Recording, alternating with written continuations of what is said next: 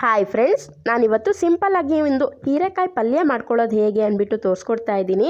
ಇದು ನಿಮಗೆ ದೋಸೆಗೆ, ಚಪಾತಿಗೆ, ರೊಟ್ಟಿಗೆಲ್ಲ ಕೂಡ ತುಂಬ ಚೆನ್ನಾಗಿರುತ್ತೆ. ಇದು ಮಾಡ್ಕೊಳ್ಳಿಕ್ಕೆ ನಾನು ಸ್ಟವ್ ಮೇಲೆ ಒಂದು ಪಾತ್ರೆನ ಇಟ್ಬಿಟ್ಟು 4ರಿಂದ 5 ಸ್ಪೂನ್ ಎಣ್ಣೆ ಹಾಕ್ಕೊಳ್ತಾ ಇದ್ದೀನಿ. ಎಣ್ಣೆ ಸ್ವಲ್ಪ ಕಾದ ನಂತರ 1 ಸ್ಪೂನ್ ಆಗುವಷ್ಟು ಸಾಸಿವೆ ಹಾಗೆ 1.5 ಸ್ಪೂನ್ ಆಗುವಷ್ಟು ಕಡಲೆಬೇಳೆ ಸೇರಿಸ್ಕೊಳ್ತಾ ಇದ್ದೀನಿ. ಇದು ಸ್ವಲ್ಪ ಎಣ್ಣೆಲಿ ಫ್ರೈ ಆದ ತಕ್ಷಣ ಇದಕ್ಕೆ ನಾನು 2 ಹಸಿಮೆಣಸನ್ನ ಹಾಕ್ಕೊಳ್ತಾ ಇದ್ದೀನಿ.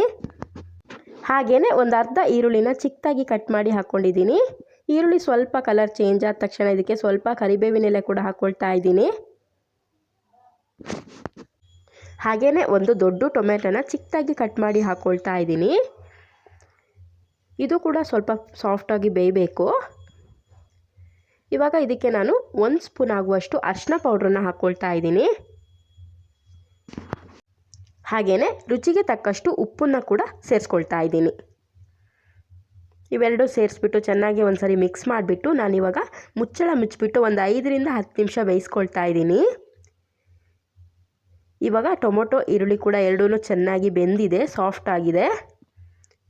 ಇವಾಗ ಇದಕ್ಕೆ ನಾನು ಚಿಕ್ಕದಾಗಿ ಕಟ್ ಮಾಡಿ ಇಟ್ಕೊಂಡಿರುವಂಥ ಹೀರೆಕಾಯಿನ ಸೇರಿಸ್ಕೊಂಡಿದ್ದೀನಿ. ಎಷ್ಟು ಚಿಕ್ಕ ಆಗುತ್ತೋ ಅಷ್ಟು ಚಿಕ್ಕದಾಗಿ ನಾನು ಕಟ್ ಮಾಡ್ಕೊಂಡಿದ್ದೀನಿ. ನೀವು ಯಾವ ಸೈಜಿಗೆ ಬೇಕಿದ್ರೂ ಕಟ್ ಮಾಡ್ಕೋಬೋದು. ಇವಾಗ ಇದನ್ನು ಚೆನ್ನಾಗಿ ಮಿಕ್ಸ್ ಮಾಡಿಬಿಟ್ಟು ನಾನು ಇದಕ್ಕೆ ಇವಾಗ 1 ಸ್ಪೂನ್ ಆಗುವಷ್ಟು ಖಾರದ ಪುಡಿನ ಹಾಕ್ಕೊಳ್ತಾ ಇದ್ದೀನಿ.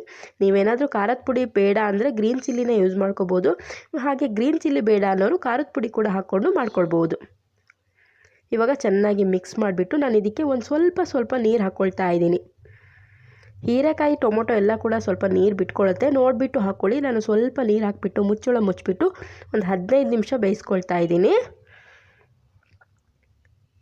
ಹೀರೆಕಾಯಿ ಬೇಗನೆ ಬೇಯುತ್ತೆ. ಇವಾಗ ಚೆನ್ನಾಗಿ ಬೆಂದಿದೆ. ನಾನೊಂದು 15 ನಿಮಿಷ ಬೇಯಿಸ್ಕೊಂಡಿದ್ರಿಂದ ನೀರೆಲ್ಲ ಕೂಡ ಸ್ವಲ್ಪ ಇನ್ನೂ ಜಾಸ್ತಿನೇ ಬಿಟ್ಕೊಂಡಿದೆ. ಇವಾಗ ನಾನು ಇದಕ್ಕೆ 1-2 ಸ್ಪೂನ್ ಆಗುವಷ್ಟು ತೆಂಗಿನಕಾಯಿ ತುರಿನ ಹಾಕ್ಕೊಳ್ತಾ ಇದ್ದೀನಿ.